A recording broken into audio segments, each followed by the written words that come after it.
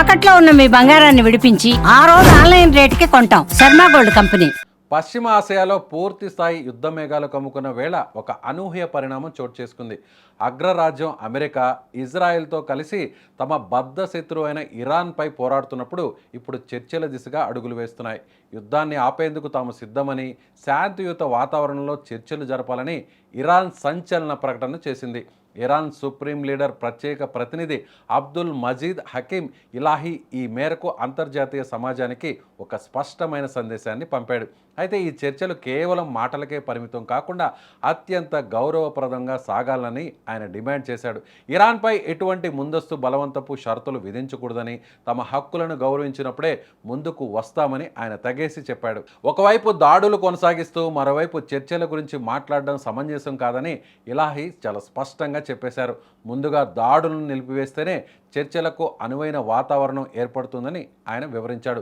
భవిష్యత్తులో ఇరాన్ భూభాగంపై మళ్లీ దాడులు చేయబోమని అమెరికా, ఇజ్రాయెల్ హామీ ఇవ్వాలని కోరారు. వాస్తవానికి ఈ యుద్ధాన్ని ఇరాన్ ప్రారంభించలేదని, అమెరికానే రెచ్చగొట్టే చర్యలకు దిగిందని ఆయన ఆరోపించాడు. కాబట్టి యుద్ధాన్ని ఆపే బాధ్యత కూడా అమెరికా పైనే ఉందని గుర్తు చేశాడు.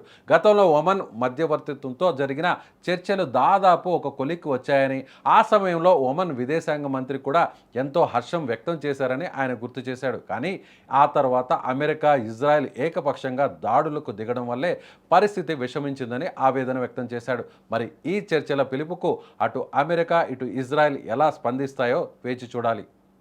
మరోవైపు ఇరాన్ అత్యున్నత నేత అయతుల్లా ఖమేనీ మరణంతో ఆ దేశం తీవ్ర విషాదంలో మునిగిపోయింది.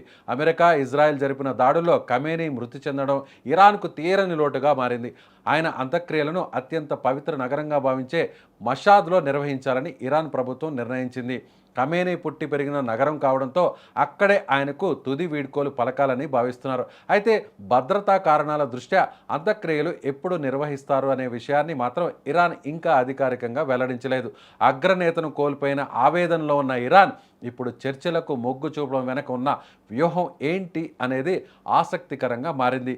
పశ్చిమ ఆసియాలో శాంతి నెలకొంటుందా లేక యుద్ధం మరో మలుపు తిరుగుతుందా అనేది ఇప్పుడు ప్రపంచ దేశాల ముందున్న పెద్ద ప్రశ్న.